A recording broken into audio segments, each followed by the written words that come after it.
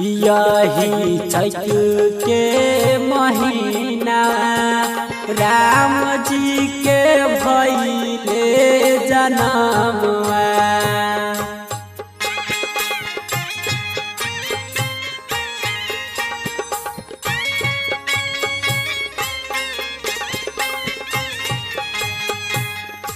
यही चैत के महीना राम जी के भइले जनमवा।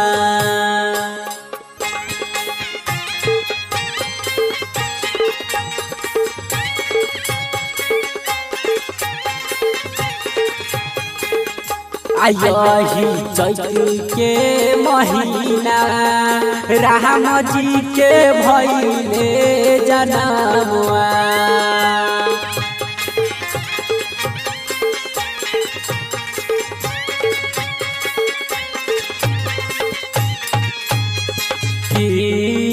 लुटाबे हो रामायण धन खजानवा।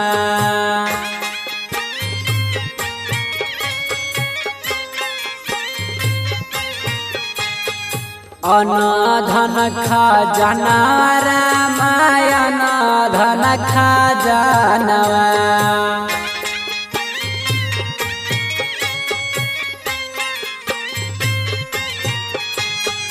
कियो लुटाबे हो रामायण धन खजानवा। ढोल मंजीरा बाजे कहीं पर बाजानवा। कियो लुटावेला कंगन हो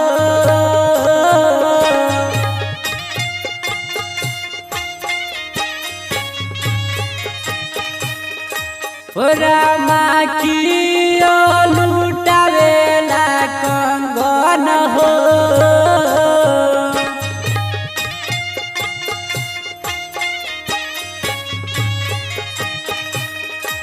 हाँ। कियो लुटावेला कंगन यही रे चैत के महीना राम जी के भइले जनम।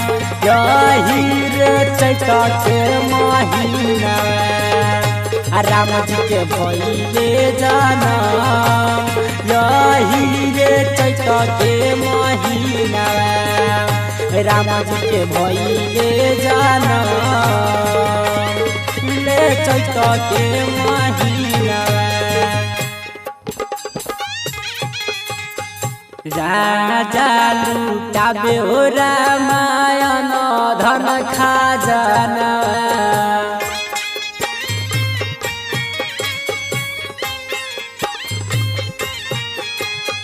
रानी लुटाबे हो रामायण धन खजानवा।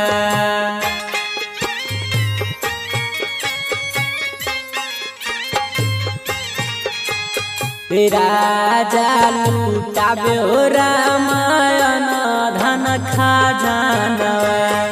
रानी लुटाबे हो रामायण धन खजानवा। राजा लुटावेला कंगन हो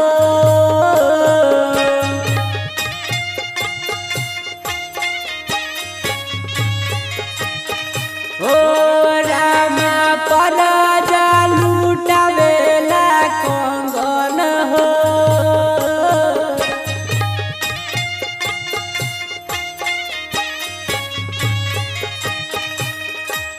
रामा। नगर बासी लुटाबे कंगन यही रे चैत के महीना राम जी के भइले जनम। यही रे चैत के महीना राम जी के भइले जनम। यही रे चैत के महीना राम जी के भइले जनम। यही रे चैत के महीना धरती झूमे हो रामा झूमे आसमान हो।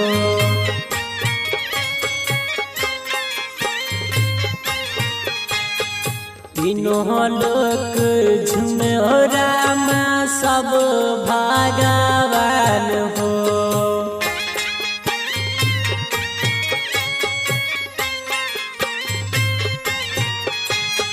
धरती झूमे हो रामा झूमे आसमान हो। तीनों लोक झूमे हो रामा सब भगवान हो। जुगे जुगे बढ़े हवात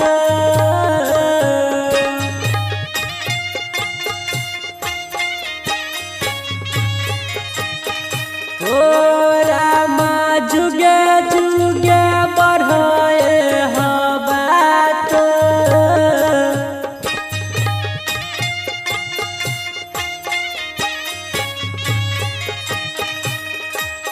रामा रमन जी सोहर गावे यही रे चैत के महीनवा। राम जी के भइले जनम यही रे चैत के महीनवा। राम जी के भइले जनम यही रे चैत के महीनवा। राम जी के भइले जनम यही रे चैत के महीनवा। राम जी के भइले जनम यही रे चैत के महीनवा। भइले जनम राम जी के भइले जनम। हाँ भइले जनम राम जी के भइले जनम।